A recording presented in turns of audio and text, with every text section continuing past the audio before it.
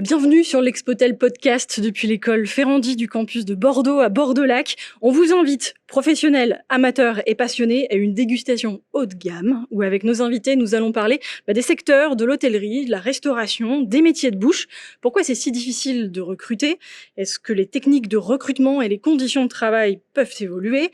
Avec quels outils? Comment revaloriser aussi ces métiers et ces secteurs aux yeux des publics, des jeunes, des moins jeunes? Comment on peut le rendre plus accessible? Pour en parler, on a avec nous le chef étoilé Stéphane Carat. Bonjour. Bonjour. Bonjour à tous. On a aussi avec nous Séverine Perrier, présidente du Club des hôteliers et directrice du SICO. Bonjour. Bonjour. Sophie Benoît, responsable des politiques institutionnelles de la protection judiciaire de la jeunesse Aquitaine-Nord. Bonjour Sophie. Bonjour. Élise Torel, cofondatrice de l'entreprise Marie Curie. Bonjour. Bonjour. Marc Landry, boulanger de l'atelier Landry à Bordeaux. Bonjour Marc. Bonjour. Et en cuisine, pour nous, on va déguster ce qu'il nous prépare. Ce sera Elliot. Bonjour Elliot. Bonjour. Alors on va commencer avec un petit tour de table pour qu'on vous identifie bien dans ce podcast. Je vais vous demander de vous prêter au jeu de la présentation. Qui vous êtes? Pourquoi vous êtes là, puisqu'on parle de ces enjeux de recrutement, de conditions de travail? Quels sont ces enjeux auxquels vous faites face, vous, chaque jour? Stéphane, puisque vous êtes le président d'Expotel cette année, je vous invite à prendre la parole en premier. Eh bien, merci. Donc, moi, je me présente, je suis Stéphane Carat, je suis le chef exécutif de l'hôtel Elisa au Pilat-sur-Mer, donc en Gironde depuis un moment. Ça fait à peu près 35 ans que je fais ce métier. Même, j'exagère un peu, enfin, que j'exagère pas, justement, je crois que c'est plutôt 40. J'essaie de me rajeunir. Alors, j'ai tout connu, en fait. J'ai connu un peu la période un peu dure où on apprenait le métier. C'est un métier extrêmement passionnant. La restauration en tout cas, moi je parle de cuisine parce que j'ai fait que ça dans ma vie. C'était un petit peu dur. Je trouve que ça a beaucoup changé. C'est un métier qui est extraordinaire en fait, parce que en fait on parle là tout à l'heure. Marc nous amène du pain, on le sent, on est au cœur du métier, au cœur du produit surtout. Et c'est un métier où on peut être créatif aussi, où on transforme les choses, où on fait des combinaisons. Et puis notre métier, le cœur du métier, c'est de donner du plaisir. Donc ça, je peux pas dire mieux. Alors c'est devenu un peu compliqué un peu après le Covid pour recruter. On est là un peu pour ça, pour dire comment on fait pour recruter, donner envie aussi aux jeunes, aux moins jeunes peut-être de nous rejoindre. Moi, en tout cas, je prends énormément de plaisir avec un certain niveau maintenant, effectivement, à exercer ce métier. Je ne changerai pour rien au monde. Ouais, où la passion rencontre l'excellence, c'est voilà. La thématique Alors en plus, on est dans une région, il faut qu'on parle de la région, parce que l'Aquitaine, et notamment la Gironde, c'est quand même, on est hyper privilégié parce qu'on a un très beau produit.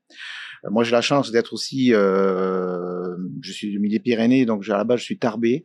Donc, je joue sur ce terroir entre l'Occitanie et l'Aquitaine, pour moi, le terroir, c'est mon boss, quoi. C'est un terrain de jeu extraordinaire. Il est sur l'Aquitaine, là.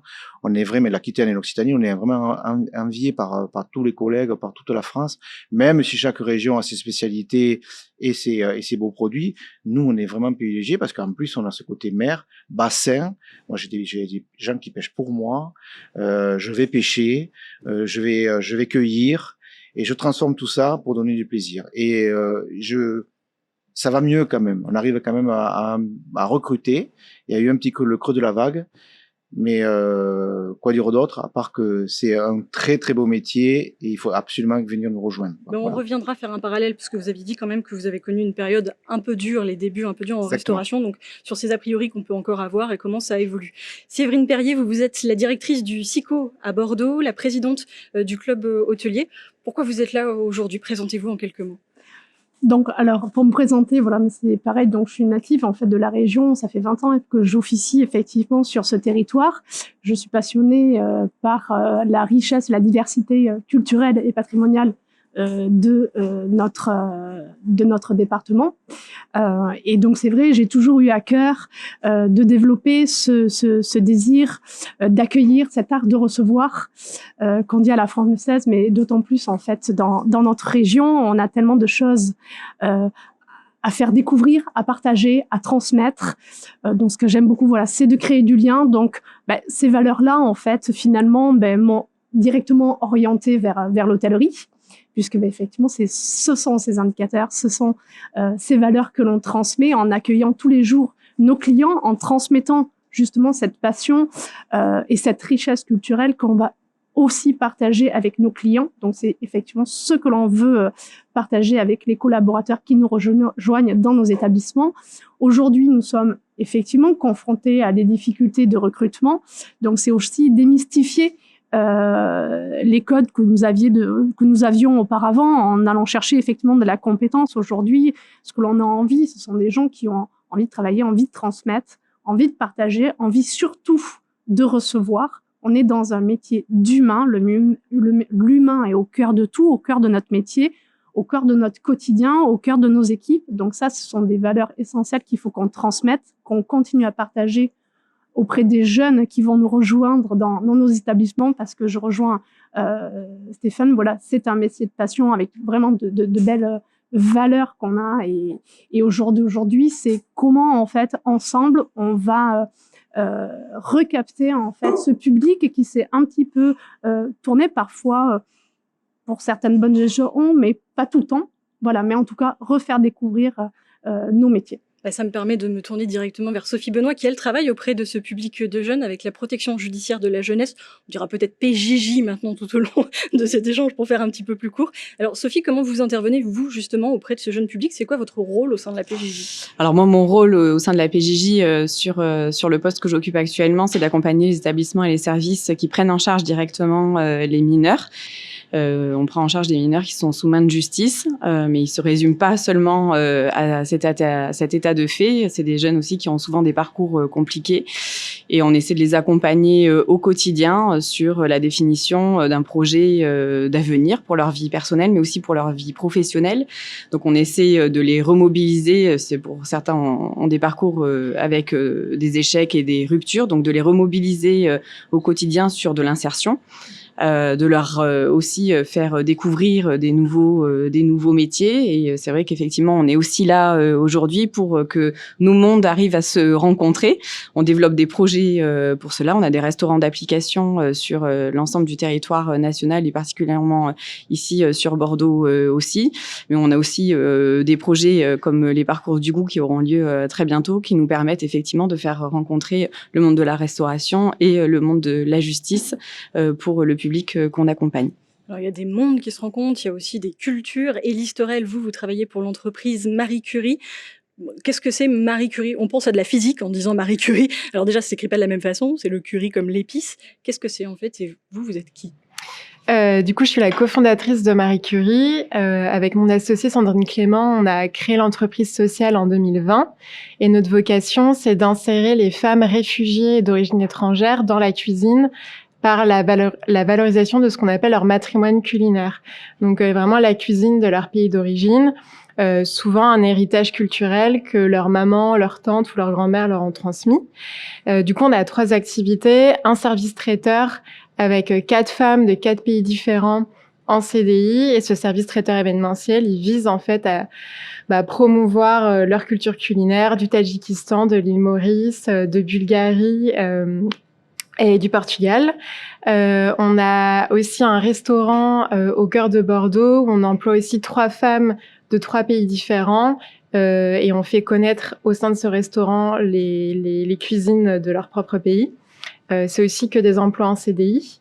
Et la 3e et dernière activité, c'est un parcours de formation à l'entrepreneuriat culinaire. Donc là, on s'adresse aux femmes d'origine étrangère qui ont la volonté de créer leur traiteur indépendant, ou leur petite restauration, ou leur food truck. Et nous, on est là, en fait, elles connaissent, en fait, elles maîtrisent hyper bien leur cuisine de leur pays. Mais nous, on est là, en fait, pour les professionnaliser, pour leur donner confiance en elles, pour leur donner les codes du métier, pour qu'elles puissent se lancer, pérenniser avec plus de sérénité leur projet entrepreneurial. Et donc, par rapport à la thématique qui nous lie tous aujourd'hui, nous, on a un vrai challenge parce que notre mission, c'est de redonner la place dans la cuisine professionnelle aux femmes qui sont souvent, en fait, qu'on met peu en avant, en fait, en France. Et c'est un vrai challenge, en fait, aujourd'hui, de pouvoir réussir à recruter des femmes en cuisine par rapport aux contraintes métiers qu'on a dans la restauration et le traiteur. Et en fait, si on veut recruter ces femmes et les garder en poste, on doit énormément nous s'adapter à leurs contraintes personnelles qui sont souvent fortes. On a beaucoup de mamans solo ou de femmes qui ont des parcours de vie difficiles.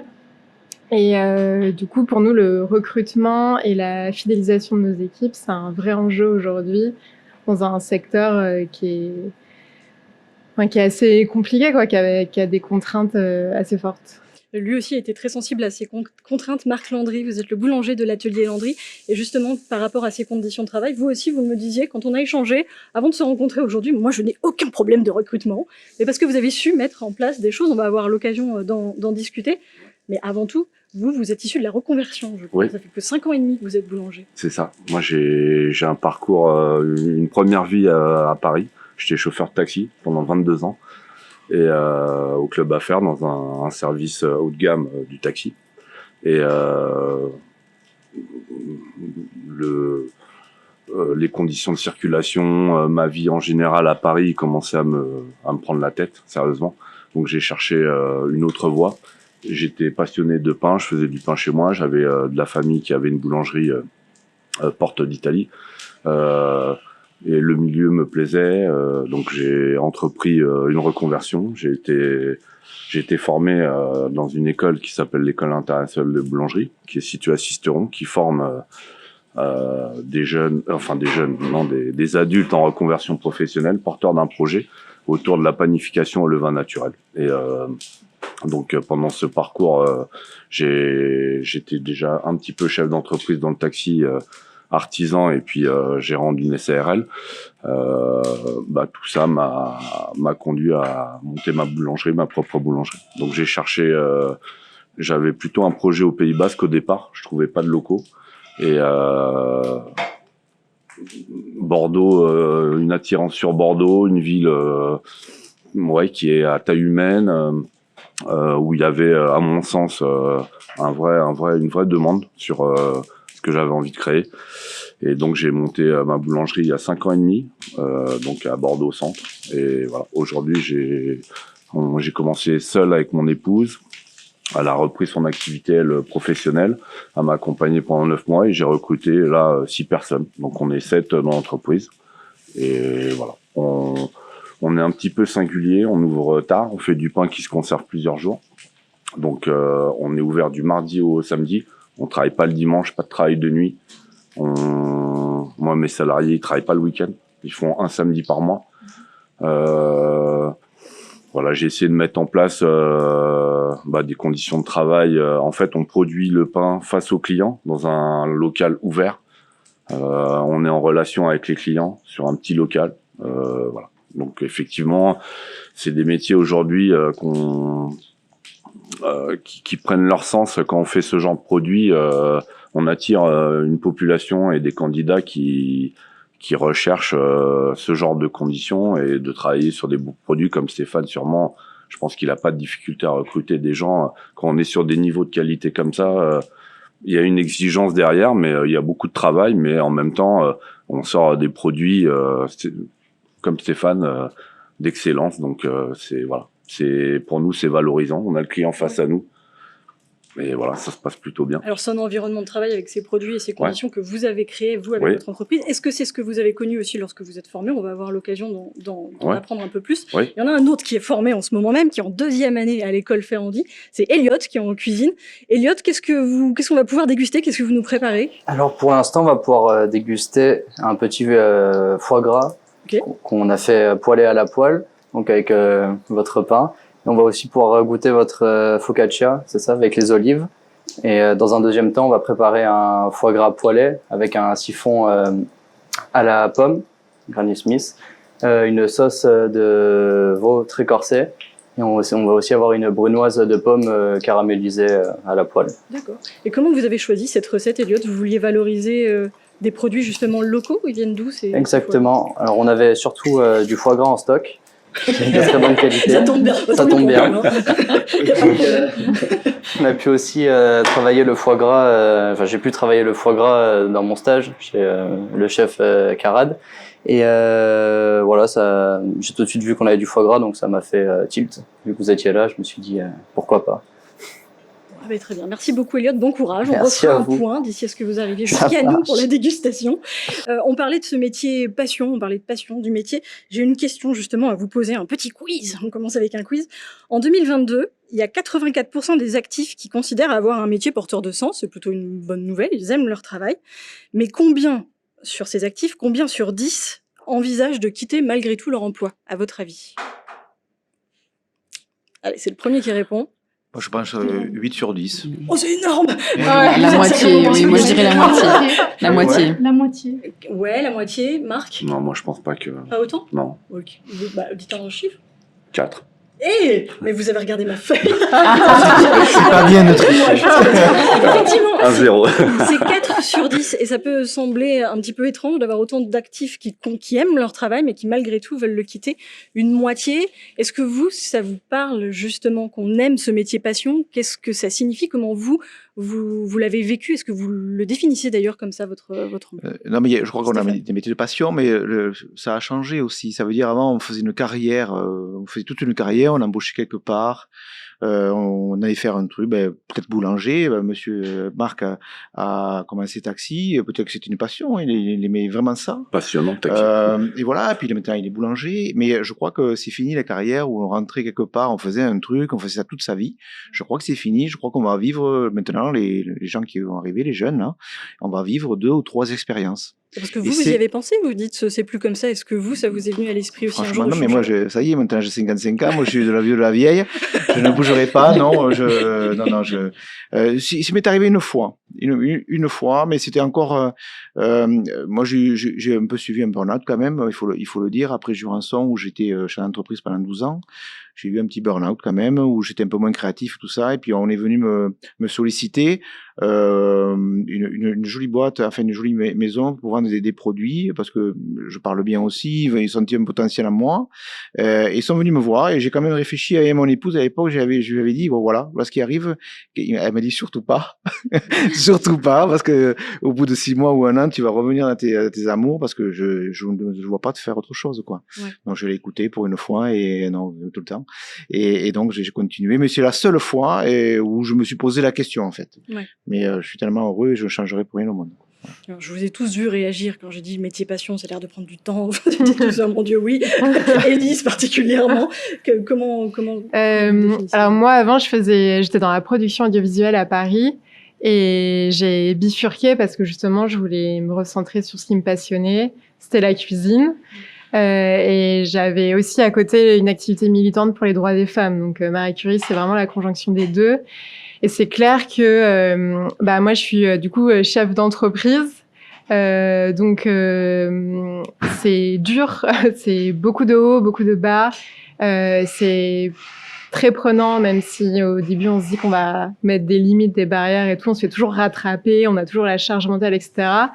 Et c'est vrai que tous les jours, ce qui nous aide à continuer, c'est de se dire ouais, mais en même temps, je travaille dans le secteur qui me passionne, c'est génial. Et c'est dur, mais je me verrais pas faire autre chose pour le moment, quoi.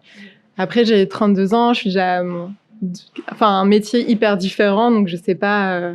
Parce que ce sera dans 10 voilà, ans, dans 5 ans, je anticiper. repartirai peut-être sur Ouais, autre bien sûr. chose. Ouais. Séverine? Alors, c'est vrai que dans l'hôtellerie, enfin, dans le métier que je fais, finalement, surtout dans les hôtels à taille humaine, effectivement, on a plusieurs casquettes. Dans une journée, on a plusieurs métiers. C'est-à-dire que je passe aussi bien, en fait, vraiment du côté social, à la commercialisation, à la communication, aux techniques. Enfin, voilà, c'est une multicasquette. Donc, c'est vrai que ça fait des journées denses, riches. Aucun jour ne se ressemble, donc ça apporte une vraie diversité. Faut être quand même assez passionné, effectivement, pour absorber tout ça. Mais bon, c'est souvent, en fait, quand on en parle avec les confrères, parfois on s'en plaint, mais finalement, on adore ça.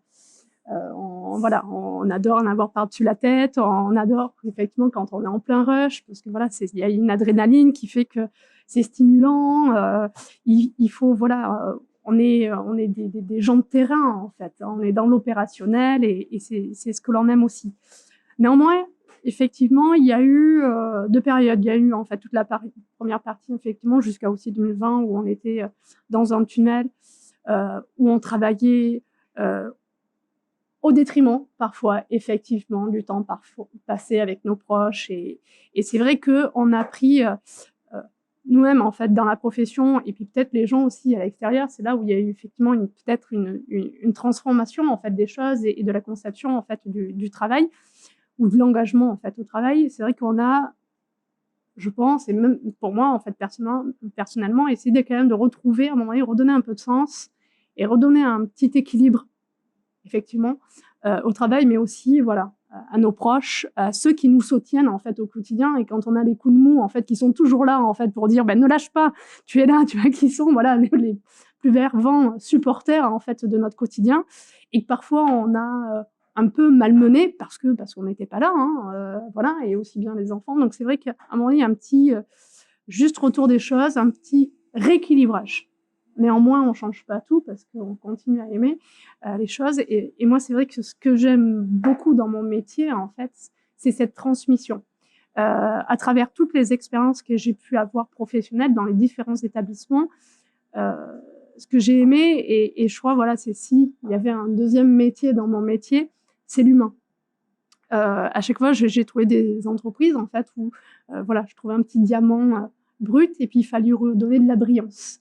Mais au-delà du produit, du service, c'est aussi souvent les équipes. Parce que les équipes sont installées là depuis parfois quelques années. Et c'est là où moi, ça devient au-delà en fait d'une vocation, mais vraiment quelque chose qui est viscéral en fait. C'est à un moment donné aller détecter le potentiel en fait chez chaque collaborateur et lui faire prendre conscience en fait justement de la valeur qu'il a et de ce vers quoi il peut tendre ou encore évoluer. Et c'est vrai que quand on s'attache à ça, on s'attarde à ça, on fidélise quand même mieux les collaborateurs parce qu'ils se sentent considérés, parce que souvent finalement ça tient à pas grand-chose. L'humain, il a besoin souvent d'être simplement considéré, se sentir faire partie intégrante d'une équipe, se sentir consulté ou interrogé en fait. Oui. Et finalement, voilà, tout ça, ce sont des petits ingrédients qui, mis bout à bout, fait qu'on arrive à redonner de la brillance à la motivation en fait du quotidien. Et donc voilà, et c'est ça finalement dans un deuxième métier. Alors je sais pas si un jour je me tournerai vers ça, mais en tous les cas, effectivement, ça prend moi une part assez importante voilà, au quotidien. L'humain qui est aussi au cœur de vos travaux avec la PJJ, la protection judiciaire de la jeunesse, avec les jeunes justement qui sont revalorisés aussi par ces formations que vous proposez, que vous les accompagnez en cuisine sur ces parcours du goût que vous évoquiez tout à l'heure, Sophie aussi. Oui, tout à fait. Enfin, nous, on est aussi sur le métier passion. On porte des valeurs fortes et on est sur un métier qui a véritablement du sens mais qui est néanmoins très exigeant. Ces parcours de vie, souvent des mineurs qu'on accompagne, sont extrêmement difficiles et c'est vrai que de pouvoir leur proposer des projets, alors comme les parcours du goût ou comme effectivement leur faire découvrir dans les unités éducatives d'activité de jour des métiers, les remobiliser sur leur insertion professionnelle et quand on voit effectivement chez des mineurs un projet professionnel se dessiner et avoir des étoiles dans les yeux pour leur avenir, bon effectivement ça nous pousse en avant et ça nous pousse aussi à créer comme des projets comme les parcours du goût qu'on porte, voilà, même si c'est pas notre métier, nous l'événementiel et effectivement c'est eux qui nous poussent à être créatifs dans les projets pour les accompagner. Et il faut aussi, j'imagine, aborder toutes ces conditions de travail. Quand on dit ces heures à rallonge, oui. Ces contrats à toutes les sauces, sans faire de mauvais jeux de mots qu'on peut retrouver dans la restauration. Alors c'est sûr que nos mineurs sont pas forcément les premiers à se lever le matin, sont pas toujours constants sur leur engagement professionnel, mais on est là pour les accompagner là-dessus. Et tout à l'heure, vous parliez effectivement de l'engagement et de l'intérêt que vous portiez à vos collaborateurs. Et je pense que en tout cas, avec les jeunes que nous, on accompagne, c'est essentiel. Parce qu'ils n'ont pas envie de s'insérer, de faire un métier, quel que soit le domaine d'ailleurs. Mais effectivement, je pense qu'il faut juste leur apporter de l'attention et les valoriser et les considérer. Comme d'autres, la semaine dernière, moi j'étais dans un restaurant d'application, il y a un jeune qui me montrait une recette et quand il m'a présenté son gâteau, il m'a dit « Madame, moi ce gâteau, il me donne envie de m'envoler ».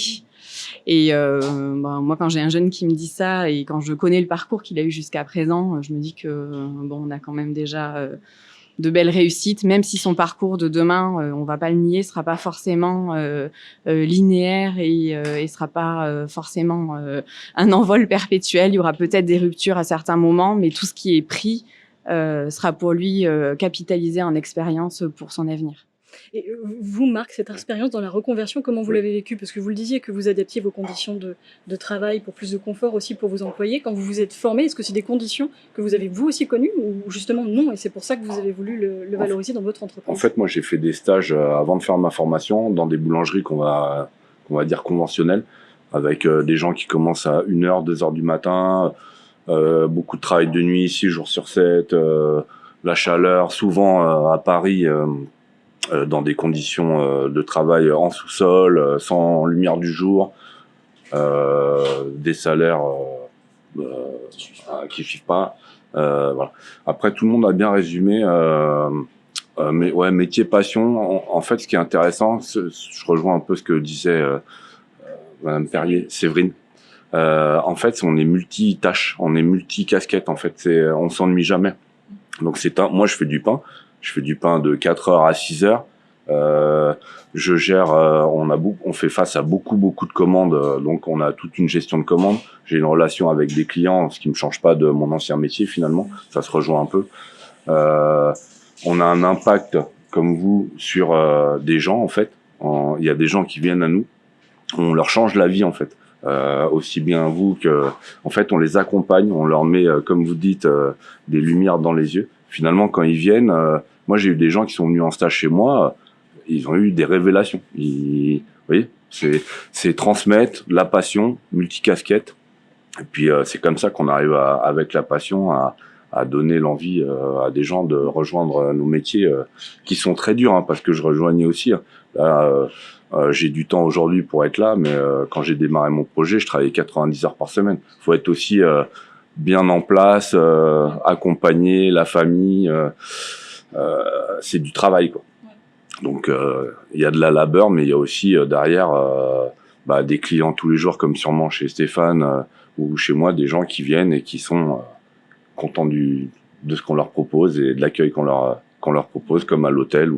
Voilà. On a ce pouvoir aussi peut-être de donner du sens. Ça, c'est beaucoup de stagiaires qui viennent chez moi partent des métiers de l'informatique ou des métiers où ils sont dans des grandes entreprises, des multinationales où effectivement ils sont pas interrogés. Il y a pas de sens, en fait. Il y a pas de sens à ce qu'ils font, en fait.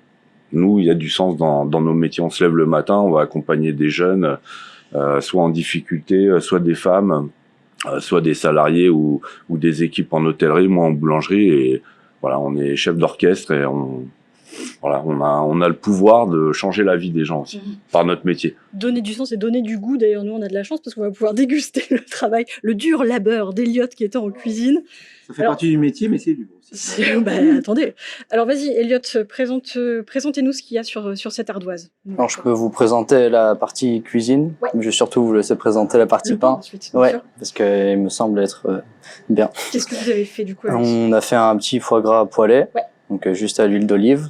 J'ai aussi fait revenir le pain toasté à la poêle. Okay. L'huile d'olive aussi, fleur de sel et des pousses, des petites pousses de capucine. Merci chef. Et avec la focaccia, je pense vous êtes mieux placé que moi. Marc, du coup, Oui. le pain et la focaccia, qu'est-ce qu'il y a Bon, la focaccia, on est hors cadre du pain français, on va dire. C'est une focaccia au levain naturel qui se garde. C'est un pain sur lequel on peut faire des garnitures. Voilà. Là, moi, c'est très simple. Hein, c'est fait au levain naturel, fleur de sel aussi, des olives de Kalamata qui sont très bonnes. Et après, le pain, alors nous, on travaille que au levain naturel. C'est des pains qui se conservent avec des indices glycémiques faibles, avec des farines semi-complètes. Il y a que du sel, de l'eau filtrée et du levain. Il n'y a pas de levure industrielle. C'est des très longues fermentations, au-delà de 24 heures. Et donc, c'est des pains qui sont digestes et qui apportent sur un plan sanitaire des bons éléments. Et celui-là, en l'occurrence, c'est un pain qu'on fait avec une T80 et un levain de seigle. Donc, il y a 10% de seigle. Et voilà, toasté par le jeune homme, je pense alors, que... on peut goûter, hein, allons-y. Moi, j'ai envie de me servir. C'est en face, c'est sous nos yeux, donc on a envie de goûter. Hein. Moi, je vais manger. Je suis désolée, c'est pas très vidéogénique ou radiophonique, mais c'est pas grave. On est là pour goûter. Hein. Je fais passer le plateau, comment ça fonctionne. Ouais. Puisque vous parlez de ces projets de proximité, notamment avec les produits, Stéphane, notamment, on est dans une période où on parle beaucoup de l'inflation, de la hausse des prix de l'énergie, de la hausse des prix des matières premières. Justement, conserver, valoriser ce circuit court, qu'est-ce qu'on fait pour poursuivre ces engagements éthiques justement au niveau des produits quand on fait face à autant de difficultés? Mais par rapport à ça, oui, justement, j'ai été récompensé par avoir une étoile verte. Eh oui. Ça s'appelle la gastronomie durable. Ouais. C'est le Michelin qui distribue. En fait, il fallait penser un petit peu avant aussi. On m'appelle souvent, c'est quoi le cahier des charges, tout ça, mais c'est pas un effet de mode, quoi. Il fallait y penser avant. Alors, on peut toujours, bien sûr, s'y mettre de suite.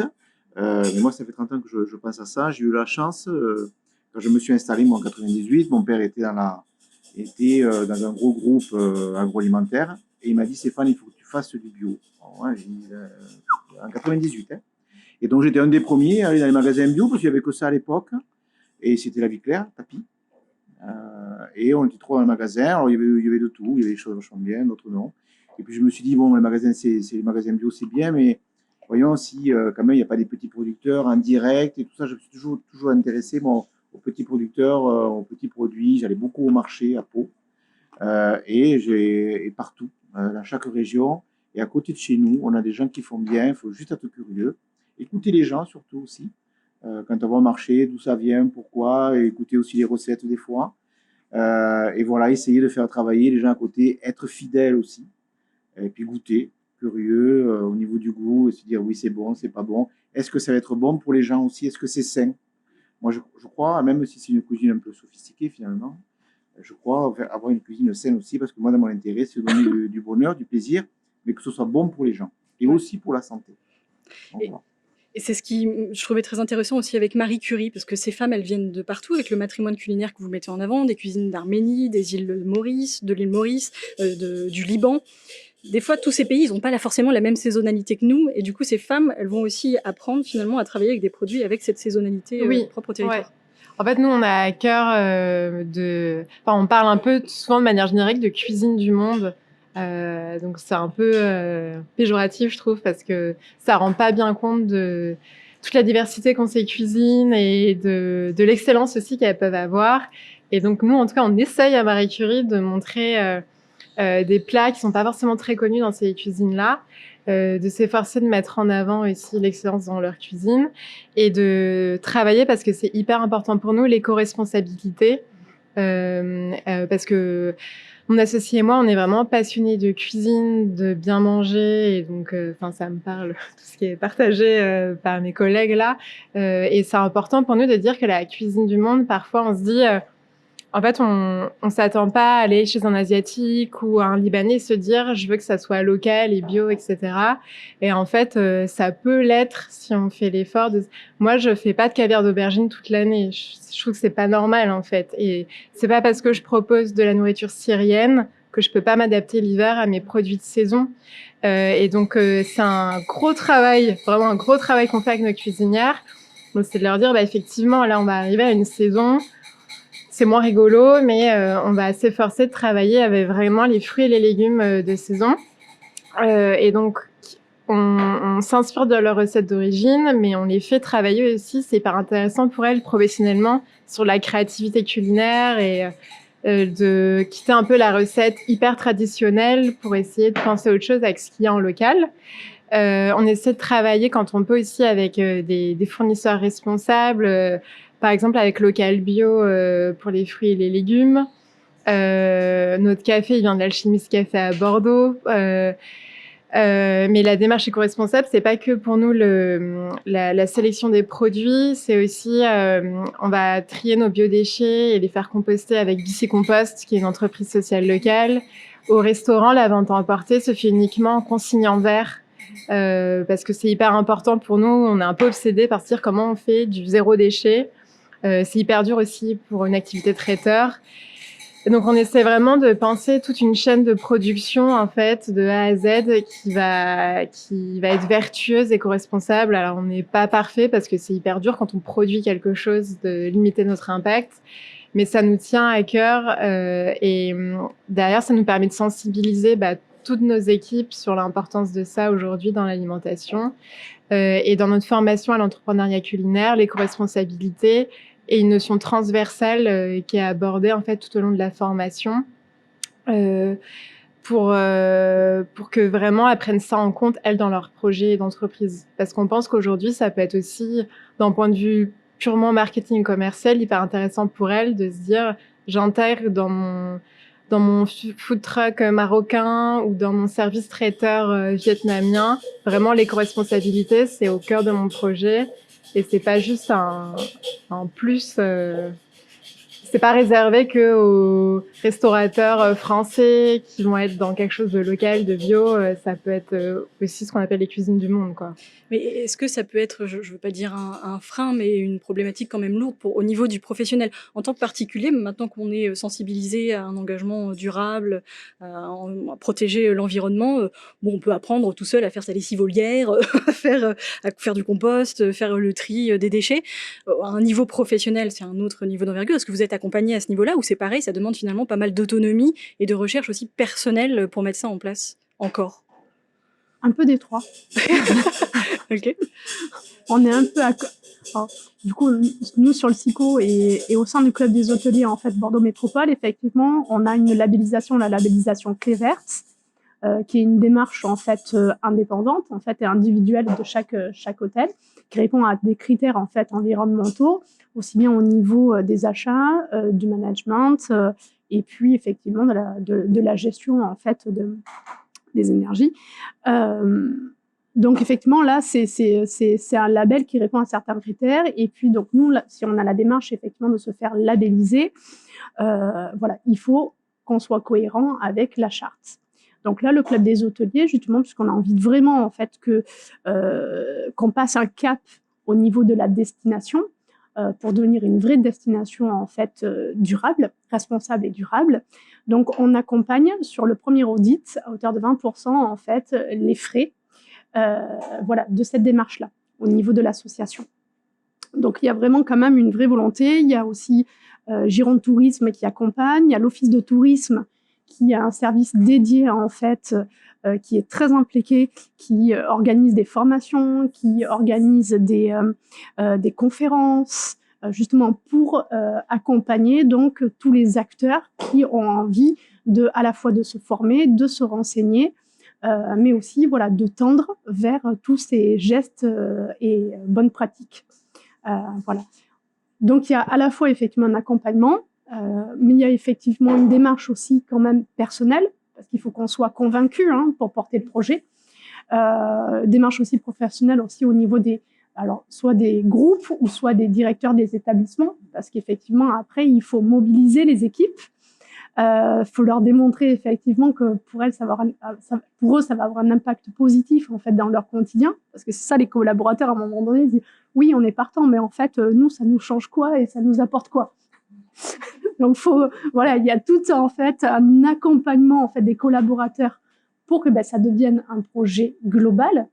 Et puis après effectivement il y a quand même aussi du sourcing personnel. Parce qu'il y a tellement de choses aujourd'hui qui existent, donc il ne faut pas tomber dans les travers du greenwashing aussi, et trouver les bonnes entreprises, parce qu'effectivement, se labelliser, c'est quand même aussi un sacré investissement aussi, il ne faut quand même pas se cacher, et le dire aussi. Donc voilà, donc c'est pour ça que je dis, voilà, ça répond un peu aux trois problématiques. Stéphane, vous voulez rajouter Oui, quelque chose? alors pareil, c'est vrai qu'on est aidé sur certains points, notamment sur les usagers, où on a quand même des sociétés qui viennent nous... le décor tombe. J'ai failli mourir.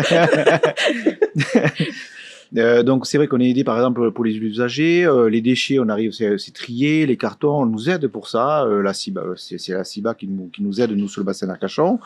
On est bien aidé. Après, au niveau, par exemple, il faut le faire aussi un peu soi-même. C'est-à-dire, moi, j'ai des déchets j'ai une partie des déchets qui partent pour les poules, les déchets organiques pour les poules, pour les cochons. Moi, j'ai des cochons à droite à gauche. Là, il faut se faire soi-même aussi. On peut pas t'aider sur tout. Et après, transmettre, ça veut dire, moi, je suis un peu déçu par rapport à la nouvelle génération que j'adore. Moi, j'adore travailler avec les 20-30, ils sont là, ils sont super. Ouais. Et je trouve que, notamment à l'école, on les aide pas trop, on les informe pas trop. Je trouve qu'ils sont pas trop à la pointe de dire, voilà, ils comprennent pas trop ce qu'on fait au niveau des déchets, tout ça, et on est obligé un peu de rabâcher, de dire, écoutez les gars, ça c'est les poules, on a envie de nourrir les poules, il y a quelqu'un qui va venir les chercher, ça c'est pour les cochons, mais voilà, moi j'ai envie d'avoir 0 déchet ou presque, et après on est aidé, et après il faut faire par soi-même, il faut vraiment y aller, sourcing, machin, trouver les gens qui vont te récupérer les déchets, et, voilà, et puis après transmettre, c'est-à-dire aux jeunes, ou les collaborateurs, et dire, voilà, on fait comme ça, mais il faut vraiment s'y mettre, et c'est pas évident. Ça tombe bien parce qu'on a un jeune en cuisine, Elliot. Je ne sais pas si vous avez entendu ce que disait Stéphane Carrade en disant que dans la formation, on ne vous parlait pas assez des engagements durables, environnementaux.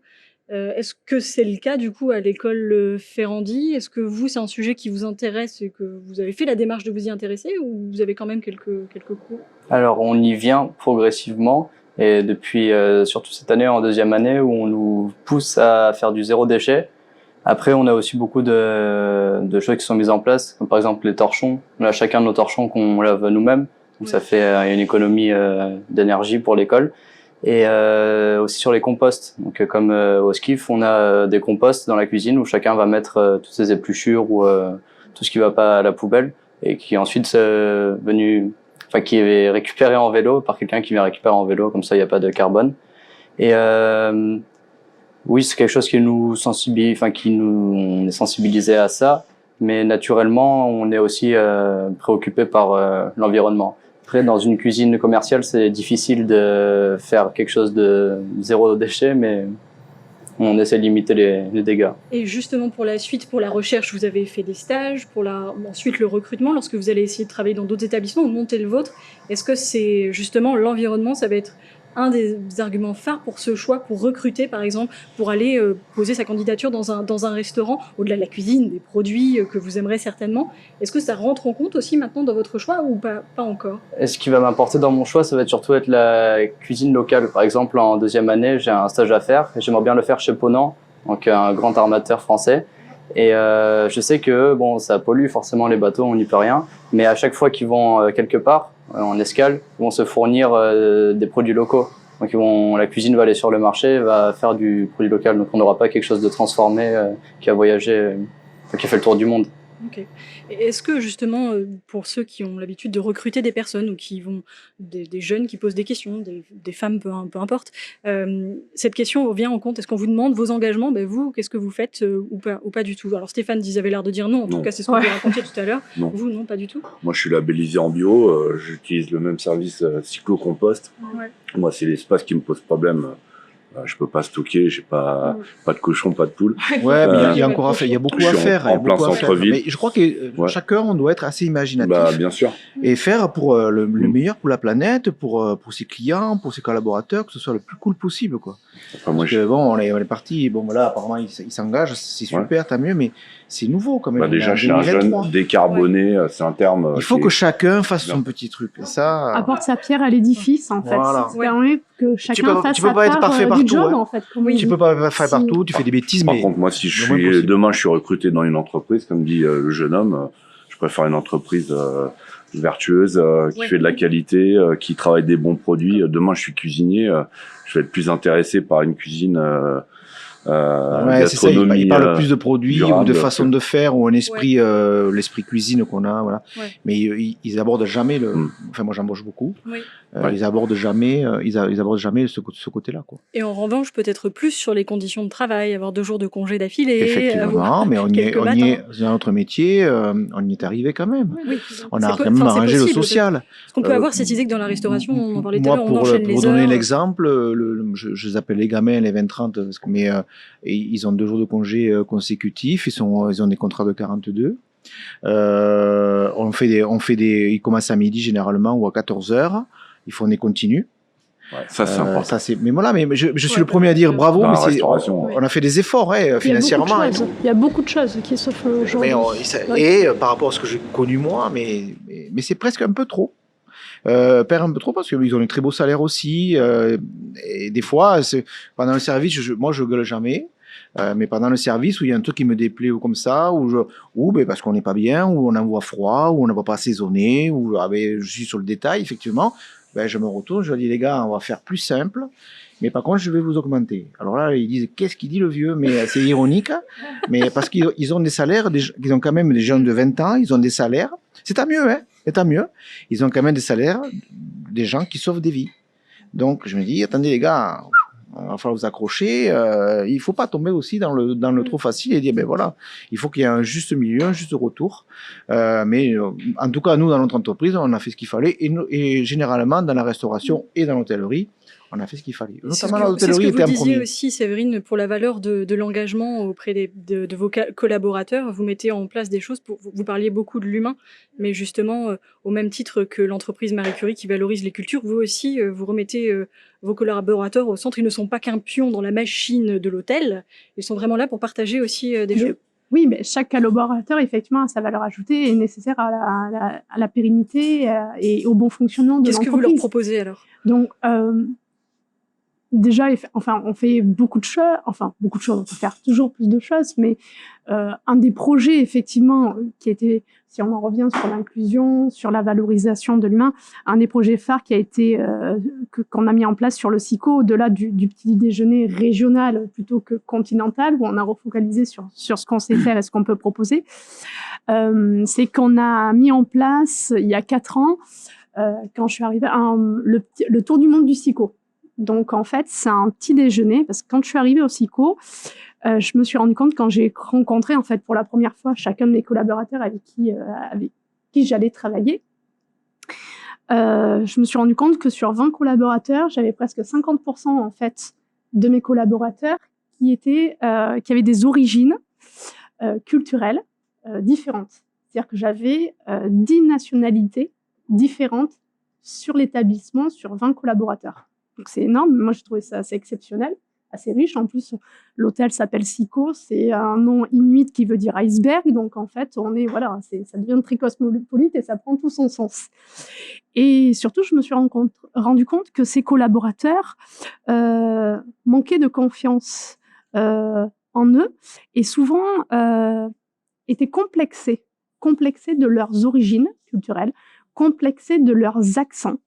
Et ils en faisaient une difficulté. Et à un moment donné, je dis, mais pourquoi vous avez honte de votre accent? Enfin, ça fait partie de vous. C'est vous, c'est votre culture, c'est votre richesse. Vous connaissez d'autres choses. Et de ça, en fait, parce que je trouvais ça tellement exceptionnel d'avoir 20 nationalités différentes dans un établissement, c'est super riche. Et qu'on est dans un métier d'accueil et de partage, avec la clientèle, on reçoit aussi une clientèle internationale, il fallait mixer tout ça et raconter une histoire. Et donc, on a créé un événement qui changeait tous les mois avec donc le Tour du monde du SICO. Donc, c'était les petits déjeuners du Tour du monde du SICO. Donc, chaque mois, un pays à l'honneur. Donc, tous les dimanches, on met en avant un pays et donc un collaborateur. Et c'est devenu en fait un vrai projet d'entreprise, mais au-delà d'être un projet d'entreprise et un projet de management, en fait, c'est devenu un projet de service parce que mon équipe du petit déjeuner a pris ce projet tellement à cœur qu'elles sont allées faire donc l'interview à chaque fois de la personne, pour qu'elle présente son pays. On est dans le partage, on est dans la convivialité, on est sur le petit déjeuner qui est le premier repas en fait de la journée. Très important. Donc, quel était le produit, en fait, quel est pour la personne, en fait, le produit qui est synonyme, en fait, de convivialité et de partage dans son pays et dans sa culture? Qu'est-ce qu'il aimerait mettre en avant? Donc, avec un petit interview. Et ensuite, elles vont sourcer, en fait, dans des magasins, donc, en ville, parce qu'aujourd'hui, on a une diversité, en fait, de petites boutiques en ville authentiques avec des pays, en fait, en provenance, voilà, des différents pays. Donc, elles allaient chercher donc, les produits pour vraiment faire un événement, jusqu'à aller la petite vidéo qui tournait, en fait, parce que là, on ne l'a plus fait, c'était un peu de travail quand même, qui tournait et qui donnait donc une ambiance pendant toute la durée du petit déjeuner. Et comme ça, on s'est retrouvés à valoriser les équipes, à raconter une histoire à nos clients, à créer aussi une animation, et juste à créer de l'émotion et éveiller de la part de certains clients vraiment des petits côtés nostalgiques sur ce qu'ils avaient pu vivre dans leurs différents voyages. Parce que j'ai un client qui a demandé où était ma gouvernante dans les étages. On me dit, sur quel étage? Il s'est précipité dans les étages pour essayer de la retrouver. Elle a vu le client arriver devant elle. Elle s'est dit, mais qu'est-ce qu'il va me reprocher? La chambre était pas bien faite. Et en fait, c'était simplement pour la remercier parce que grâce à elle, il avait regoûté une confiture de rose, en fait, qu'il avait dégustée en Bulgarie et ça lui avait donné un souvenir exceptionnel. Et du coup, il avait revécu ça, en fait, sur ce moment-là. Et du coup, elle a pris toute la mesure de ce qu'elle venait de transmettre. Et elle est revenue me voir en me disant, mais Séverine, monsieur est venu me voir, la confiture de rose, la Bulgarie, il a aimé. Mais je dis, mais vous voyez, en fait, vous avez partagé, vous avez transmis quelque chose et vous avez partagé de l'émotion avec ce client. Et donc, à travers des petites choses comme ça, du coup, on recrée, en fait, de l'appartenance et puis on valorise, en fait, la différence, en fait, de chacun, en fait, notre authenticité et puis notre culture, en fait. Ouais. Et c'est ce qui est particulièrement marqué aussi avec la PJJ et les parcours du goût que vous organisez. Parce que les jeunes, vous parliez de ce jeune qui goûte un gâteau et qui veut s'envoler. Au parcours du goût, ils vont faire un concours culinaire en professionnel, amateur. Ils vont aussi tenir un stand qu'ils vont décorer pour marquer leur territoire. Oui, tout à fait. Et les jeunes, ils se sentent du coup particulièrement engagés par particulièrement engagés, particulièrement investis, sont intéressés pour découvrir des produits du Sud-Ouest parce que sur le concours culinaire, ils vont travailler avec un panier de recettes, avec un panier de produits pour constituer une recette avec des produits donc du Sud-Ouest. Et sur leur stand, devront faire découvrir des produits de leur région d'origine puisque c'est un concours qui est ouvert à l'ensemble des services de la protection judiciaire de la jeunesse sur le territoire national. Donc, on a 30 équipes qui vont venir présenter des produits de leur région d'origine. Et ce qui est génial, c'est qu'il va y avoir ce parcours du goût, ce sera au parc des expositions de Bordeaux, oui. Mais il y a le parcours du goût aussi en centre de détention, à la rencontre des jeunes. Oui, tout à fait. Durant les vacances de Toussaint, on mène une petite action pour pouvoir faire participer les mineurs qui sont actuellement détenus au quartier mineur de Gradignan, pour qu'ils puissent participer au parcours du goût et puis pour aussi leur faire découvrir les métiers de la restauration et pour leur donner aussi envie et du plaisir sur la cuisine. On mène un mini concours des parcours du goût en détention avec 3 ateliers culinaires qui seront animés par un animateur culinaire de Karalim et le dernier atelier, le 4e atelier sera le concours avec deux équipes de 2 jeunes qui s'affronteront pour réaliser une recette qui sera dégustée par un jury composé de professionnels qui travaillent en détention mais aussi du chef Quentin Merlet qui sera présent pour présider ce jury. Quel est le prix à la clé pour ces jeunes? Pour les jeunes détenus? Pour les jeunes détenus. Alors pour les jeunes détenus, on est plutôt sur des produits locaux qui vont améliorer un petit peu leur quotidien. Sur les jeunes des parcours du goût, on est sur des stages dans des grandes maisons, sur des ateliers, participer à des ateliers vidéo qui sont mis à disposition par certains membres de nos jurys, et puis par des paniers qui nous sont remis aussi par notre partenaire l'ANA. Voilà.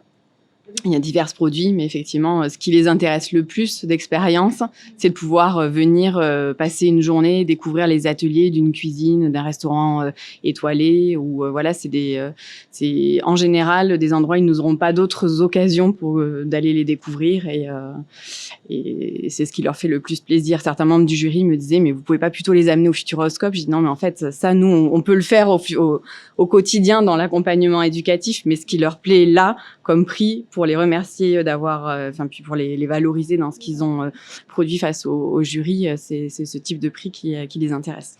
Alors vous avez tous des initiatives responsables, super, justement pour changer, faire évoluer ces conditions de travail, les produits que l'on travaille. Qu'est-ce que vous pourriez dire à ces jeunes ou à ces moins jeunes qui vont se lancer sur le marché du travail, faire peut-être une reconversion? Est-ce qu'ils sont en droit d'attendre et de demander finalement? Parce que c'est peut-être une passion, oui, mais on n'accepte pas n'importe quoi, n'importe comment. Comment on se présente à son recrutement et qu'est-ce qu'on est, oui, en droit de demander? Déjà, on se présente. Déjà, c'est la base. Mais pourquoi vous dites déjà on se présente? Parce que aujourd'hui, en fait, voilà, on est confronté à cette problématique. Déjà, recruter n'est pas forcément facile, et on est confronté à des candidats qui parfois ne se présentent pas. On a convenu d'un rendez-vous et ils ne se présentent pas. Sans même passer un coup de téléphone pour s'excuser, parce que ça peut arriver, entre-temps, de changer d'avis ou autre, mais au moins on appelle, on prévient. C'est-à-dire que, voilà, c'est pour ça que je dis, d'abord, on se présente. Ça, c'est important.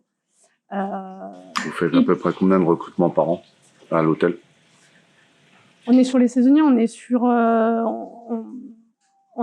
nous 5-6 personnes en plus, hein, qui va être vraiment sur la saisonnière. Un turnover comme ça. C'est saisonnière, mais voilà. Mais sur un turnover comme ça, c'est régulièrement. Vous êtes toujours en recherche. Vous avez combien de salariés? Alors moi, sur le SICO, j'ai 20 collaborateurs. Et ça tourne beaucoup. J'ai une équipe qui est relativement stable. Mais là, je vais parler sur l'ensemble de la profession. D'accord. Ok. Oui, au jour d'aujourd'hui, effectivement, voilà, il y a une instabilité et on travaille à la fidélisation des collaborateurs. Ce que veut dire Séverine, c'est qu'il faut avoir du respect, quoi. Ça, c'est important. Le respect dans le travail, dans une entreprise, c'est vachement important. Et c'est vrai qu'il en manque un petit peu. On peut recevoir des gens, prendre du temps, et après, c'est vrai, bon, je vous rappelle dans 3 jours, ils te rappellent jamais. Bon, c'est vrai que nous aussi, on a le droit à ce respect-là. Moi, c'est très important, la loyauté, le respect. Et c'est vrai que ça manque un petit peu. Voilà, il faut. Après, il y a de tout. Effectivement, il y a des gens très respectueux, des gens qui ont envie. Enfin, nous, on est là pour ça, pour donner envie. Moi, j'essaye à chaque fois, je reçois quelqu'un, j'essaie de lui donner envie, je lui fais tout visiter, je lui montre les produits, je reçois des carcasses de bœuf, je lui montre les poissons, enfin bon, parce que c'est un beau métier, parce qu'on arrive quand même à transformer, on travaille avec nos mains aussi. On a des mains et on travaille avec. Et ça, c'est vachement important. Comme un très bon, je suis admirateur aussi d'un bon ébéniste, d'un menuisier, d'un gars qui fait les charpentes, un couvrage, ça, mais c'est extraordinaire. Mais nous, en cuisine, enfin, moi, je parle pour la cuisine, oui, mais même dans le service d'hôtellerie. Oui, on parle pas assez de service, mais un joli service. découpage, une jolie vente, on a envie de vendre, le côté commercial, mais c'est quand même extraordinaire. Et nos mères, là, on transforme, et nous, en plus, à un certain niveau, on arrive aussi à transformer les goûts, à avoir des combinaisons. Et ce côté, moi, je privilégie le côté créatif, parce qu'on a un métier créatif dans tous les domaines, que ce soit en salle. Tu peux être créatif aussi en salle, en service ou dans l'hôtellerie. Et c'est un métier extrêmement créatif. On peut s'exprimer. Ça, c'est vachement important. C'est moi ce que je privilégie, en tout cas. Et c'est aussi valoriser ces métiers-là, en fait, qui, à un moment donné, ont perdu de leur vertu, et pourtant on parle pas assez de toutes ces personnes de l'ombre, parce que préparer une chambre, faire qu'elle soit accueillante en fait quand on va arriver, que soigner le détail, parce que chaque détail compte en fait, de toutes les personnes qui préparent les chambres, nos gouvernantes. Enfin, ce sont des beaux métiers. Un technicien qui est dans l'ombre, mais il est aussi important, parce que si l'hôtel il fonctionne, c'est grâce aussi à lui. Donc c'est aussi valoriser tous ces métiers-là, et à un moment donné, voilà, chaque personne compte. Et on a tous besoin des uns des autres, on a un maillon de la chaîne. Et donc, il y a se présenter, mais c'est aussi l'engagement sur lequel, qu'il est important sur les jeunes. Parce que aujourd'hui, parfois, oui, on a tous, des fois, il y a des moments où on aimerait tous rester un petit peu plus longtemps au lit. Mais voilà, il y a un engagement, il y a un respect des collaborateurs, il y a un respect de l'équipe, il y a un respect du client. Et l'autre jour, j'ai rencontré des jeunes comme ça, et je leur ai donné un exemple en disant « Ok ». Et c'était une personne en particulier qui n'était pas venue. Je dis « Mais est-ce que vous vous rendez compte, en fait, la situation dans laquelle vous avez mis votre équipe ?» Parce que le réceptionniste, en fait, de nuit, lui, il a dû faire 2 heures de plus. Il avait déjà fait sa nuit. La personne qui était en repos, on a dû l'appeler au dernier moment pour qu'elle revienne. C'est ça aussi, après, qui crée à un moment donné un petit peu moins d'envie. Tout ça pour compenser parce que vous n'êtes pas levé. Mais est-ce que, par exemple, si vous étiez dans une équipe de foot, de basket... Ça s'appelle la solidarité. Voilà, c'est le travail d'équipe. Quand on est sur un sport, à un moment donné, si on est, quel que soit le sport, d'équipe, à un moment donné, on ne quitte pas le terrain parce qu'on en a marre de jouer. Non, on reste sur le terrain. Mais là, c'est pareil. En fait, dans l'entreprise, quand on est dans les métiers d'équipe... Dans nos métiers, c'est ça. Voilà. On est entraîneur d'équipe collective. On cherche du respect et on peut pas laisser passer un manque de ponctualité, c'est pas possible. Dans des métiers comme le vôtre ou le mien, c'est impossible. Mais comment, par exemple, Élise, vous, avec Marie Curie, qui avait des équipes qui tournaient finalement assez souvent au niveau traiteur ou même dans le restaurant, qu'est-ce que vous faites pour fédérer justement ces équipes, que ces différentes femmes se rencontrent et passent un moment ensemble? Mais moi, je vais rebondir un peu sur ce qui a été dit par rapport aux attentes pour les gens qu'on va recruter. Moi, je suis d'accord, on y est confronté aussi. Il faut que les gens ils soient respectueux, il faut qu'ils soient pros. Et il faut qu'ils aient envie de bosser aussi. Parce que moi, ce qui m'a un peu choquée parfois, c'est que parfois on avait l'impression que même en 35 heures, c'était le bout du monde, quoi. Alors qu'on parle quand même de la restauration.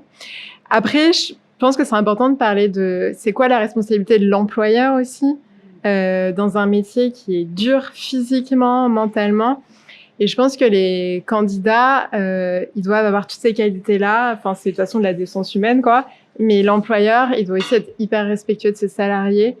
Et il doit être garant d'un environnement de travail qui est sain, où il n'y a pas de harcèlement, où il n'y a pas de racisme, où il y a vraiment le respect de ses salariés. Écoutez, merci beaucoup à tous Merci. pour cette discussion. Je le rappelle, Stéphane Carrade, le chef étoilé. On vous retrouve au Skiff Club, c'est à l'hôtel. Alors par contre, le nom de l'hôtel, je suis désolée. C'est Aïdza. Voilà, ça veut dire roc. Ouais. Voilà. Roc, pierre. À la Teste de Bûche, donc. On vous À la Teste de retrouve. Bûche, au Pilat-sur-Mer.